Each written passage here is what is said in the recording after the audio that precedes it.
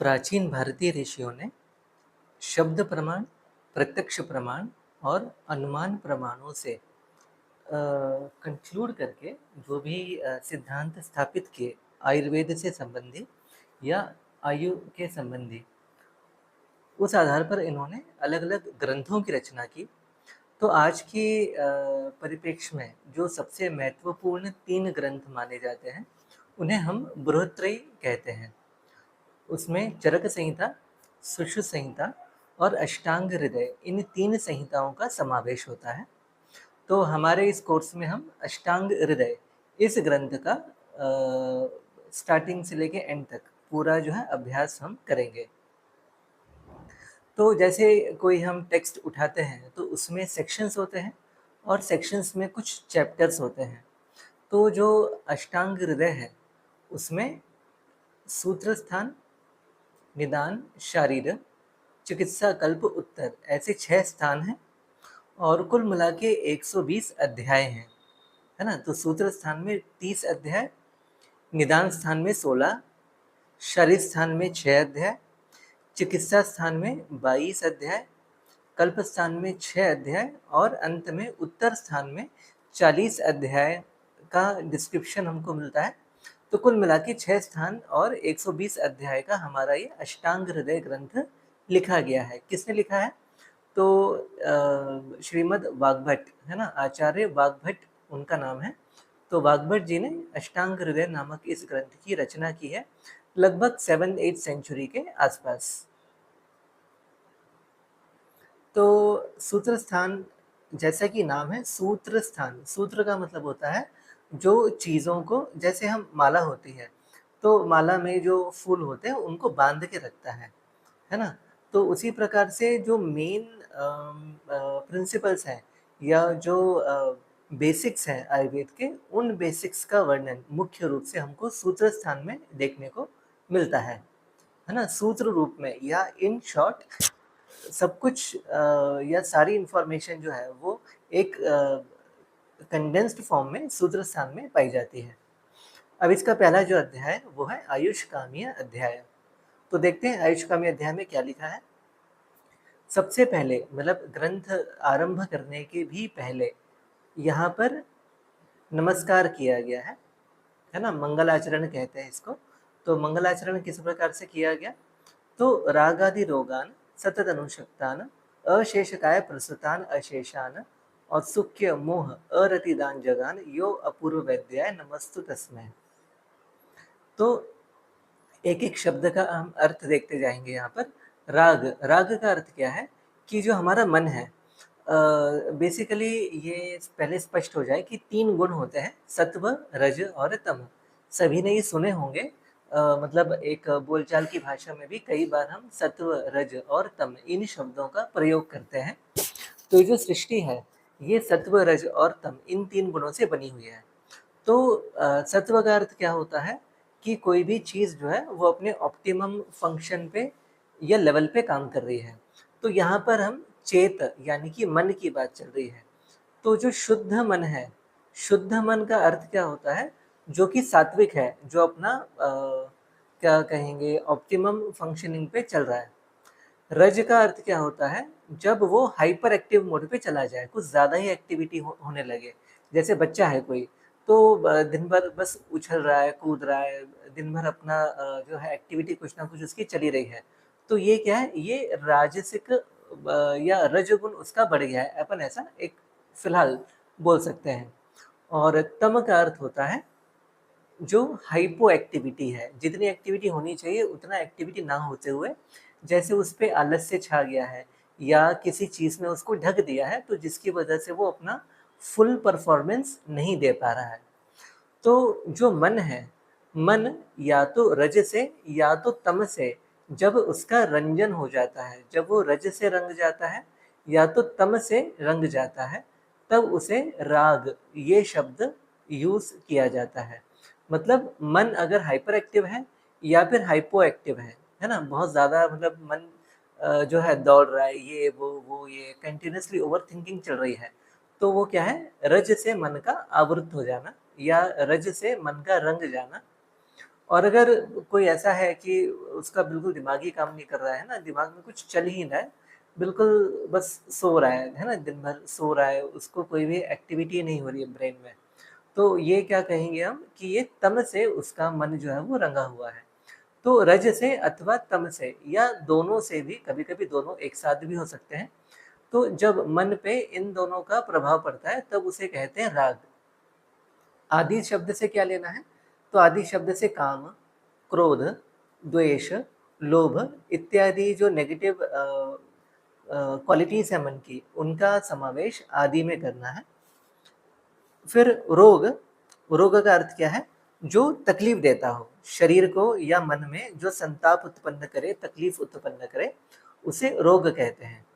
तो मन का विचलित हो जाना, या तो हाइपर एक्टिविटी या तो हाइपो एक्टिविटी, काम, क्रोध, द्वेष, लोभ, इस प्रकार के जो रोग हैं जो कि शरीर और मन को संतप्त करते हैं, ये रोग जो सतत अनुशक्ता, मतलब जो हमेशा सर्वकाल कंटिन्यूअसली रहते ही हैं।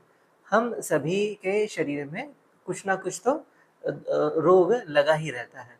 तो सहज रोग की बात चल रही है यहाँ पर, ऐसा भी मान सकते हैं कि सतत ये कुछ ना कुछ लगा रहता है और सर्वान अशेष काय प्रसुता, मतलब पूरे शरीर में फैल जाता है।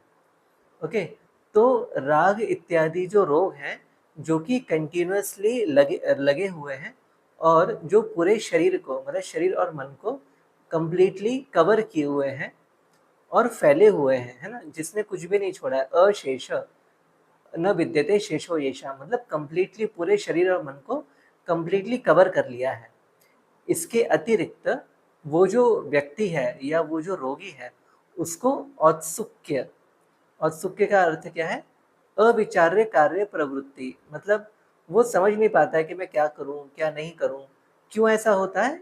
क्योंकि विषय उत्कंठा गतो अभिलाषा, अभिलाषा होती है उसको कि ये क्या है वो क्या है, और इतनी ज्यादा अभिलाषा होती है, जैसे वो हॉरर मूवीज में होता है ना कि आधी रात को ऐसे कहीं से आवाज आती है कब्रिस्तान से, और तो क्या उत्सुकता है ना, औत्सुक्य होता है जो भी कैरेक्टर है कि अरे वहाँ पे क्या है, उस कब्रिस्तान से आवाज क्यों आ रही है। तो उसमें क्या है, अविचारे कार्य प्रवृत्ति होती है, मतलब बिना सोचे समझे ही वो काम करने लगता है। तो इसे कहते हैं उत्सुकता या औत्सुक्य। देन मोह, मोह का मतलब वो कंफ्यूज हो जाता है क्या करूं और क्या नहीं करूं। जैसे मतलब आपने उपवास रखा है, ओके, और फिर अचानक से किसने आपके सामने पिज्जा रख दिया, फिर वो आप जो है उस पिज्जा को देख के मोहग्रस्त हो जाते हैं, विचार जो है वो, विचारों की शक्ति खत्म हो जाती है। एक सेकंड, ये जो है ना मोह का अर्थ विचार अशक्ति, विचार करने की शक्ति नष्ट हो जाती है और हम क्या कर रहे हैं क्या नहीं कर रहे हैं वो समझ में नहीं आता है, तो इस अवस्था को मोह कहते हैं। फिर अरति, रति का अर्थ होता है इंटरेस्ट, अरति का मतलब डिसइंटरेस्ट, है ना, कि मतलब बैठे हैं तो भी अच्छा नहीं लग रहा है, लेटे हैं तो भी अच्छा नहीं लग रहा है, मीठा खाया तो भी अच्छा नहीं लग रहा है, ये खाया तो भी अच्छा नहीं लग रहा है। तो ये जो असंतोष की स्थिति है इसे कहते हैं अरति। तो मन को, मतलब मन की हाइपर एक्टिविटी, मन की हाइपो एक्टिविटी, काम, क्रोध, द्वेष, लोभ इत्यादि रोग जो कि हमेशा सभी कालों में पूरे शरीर में फैले हुए हैं कंप्लीटली, और उसमें विचार करने की प्रवृत्ति खत्म हो गई है कि हम क्या कर रहे हैं क्या नहीं कर रहे हैं, उस पर कंट्रोल भी नहीं है और असंतोष की स्थिति है। तो ऐसे रोगों को भी जिसने नष्ट किया, जगान मतलब नष्ट कर देना, ओके, कैसा नष्ट करना वो भी, तो मोक्ष शास्त्र प्रणयनेन, नीचे से सेकंड लाइन, मोक्ष शास्त्र प्रणयन मतलब जो मोक्ष शास्त्र है, तो मोक्ष शास्त्र का प्रयोग करके जिसने इन सबको नष्ट कर दिया, ऐसे अपूर्व वैद्य, अपूर्व वैद्य का अर्थ क्या, लास्ट लाइन में अद्भुत शक्ति से युक्त, ऐसे अद्भुत शक्ति से युक्त वैद्य को हम नमस्कार करते हैं। क्योंकि नॉर्मली जो वैद्य हैं वो इस प्रकार के जो रोग हैं उनको नष्ट नहीं कर सकते।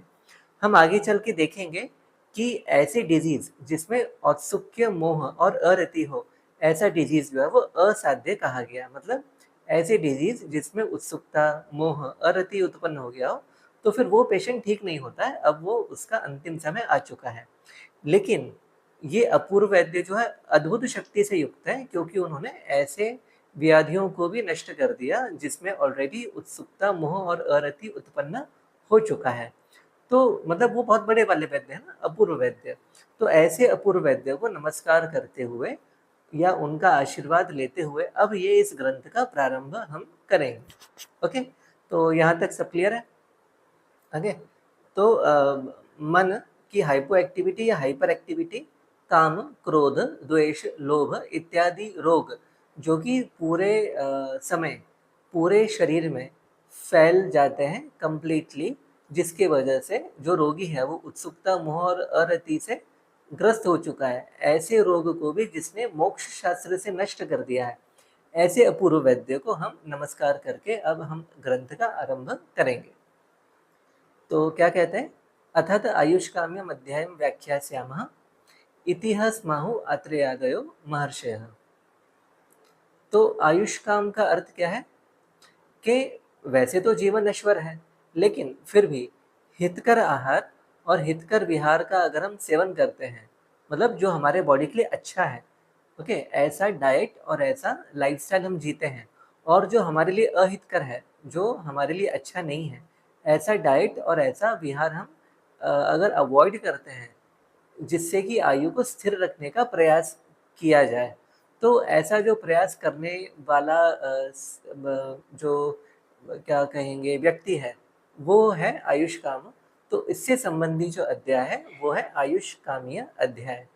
अब यहाँ पे एक एक शब्द का हम अर्थ देखेंगे। अथ, तो ऐसा माना जाता है कि ब्रह्मा जी के मुख से दो शब्द निकले थे, ओम और अथ। तो ये दो मंगलवाचक शब्द होते हैं। तो किसी भी श्लोक के शुरुआत में आप देखते हैं तो ओम लिखा होता है। इसी प्रकार से जो कोई ग्रंथ लिखे गए हैं तो हर ग्रंथ में हर अध्याय के प्रारंभ में अथ ये शब्द हमें देखने को मिलता है, जो कि मंगलवाचक शब्द होता है। मंगलवाचक किस लिए?